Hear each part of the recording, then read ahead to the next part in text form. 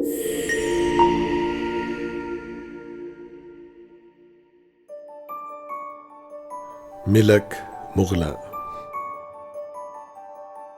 जून की गर्म हवाओं में दूर उफक के पार कुछ खेत तो लहराते होंगे उस गांव में सरशार। एक छोटा सा मिलक के जिसमें मेरे जैसे लोग बीज बोआते होंगे, कुछ फसल कटाते होंगे।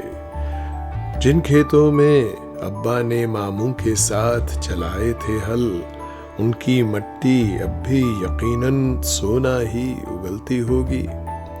इन खेतों की लठ पर लांबी घने दरख्तों की कितारें अब भी यकीनन झूमती होंगी।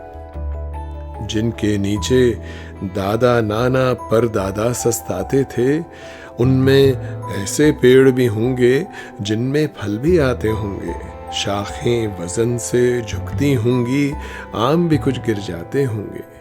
और अब भी कोई सयाना बच्चा, मुर्तुजा नाम न हो भी जिसका, गांव में लेकिन ऐसा होगा जो सुबह सवेरे एक एक करके सारा टपका झोली भर के फखर से घर को लौटा होगा। जब शाम का साया लंबा होगा तो सहन के पेड़ से लटकी रस्सी के झूले पर बैठी दो बहनें, दो सखियां प्यारी यूं ही झूला झूलती होंगी। महपारा, हफीजा या कुछ और ही शायद नाम हो उनका, गिटपिट बातें करती होंगी। गांव की ठंडी रातों में पानी के छिड़काव की सौंधी महक में बिस्तर बिछते होंगे। उस सहन में पर कोई जागा होगा, उस सहन में पर कोई जागा होगा। मुस्तफा की सी जेरे लब मुस्कान लिए वो सारी शब गजल जिगर की गाता होगा। फिर तहज्जुद पढ़ने कोई चांदनी दादी की सुन्नत पर मुंह निहारे उठा होगा। और सामने वाली जाफरी खाला जो जगत खाला थी सबकी, शायद उनके बूढ़े घर में कोई और ज़ईफा रहती होंगी।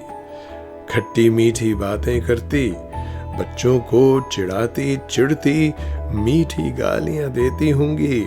और उनके घर के बाहर ही वो कुआं जो शायद सूख चुका हो, उस कुएं के ही बाएं बगल में बच्चों में कुश्ती तो अब भी यूं ही होती रहती होगी।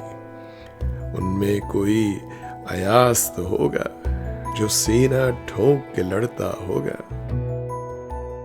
तो कुछ हैं किस्से ऐसे ही से, कुछ बातें हैं झूठी सच्ची, पर मेरा मसला बस इतना है, हिजरत का सितम आते आते मुझ तक भी पहुंचा कितना है। कि मेरी जड़ें हवाओं में हैं, किसी गेती में नहीं। कि मेरा पसीना सड़कों पर है, किसी खेती में नहीं।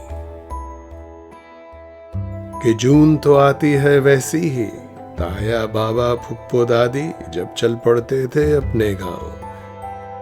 पर सरहदों के इस पार सिर्फ शहरों का बासी मैं किस मिलक मुगला को जाऊं।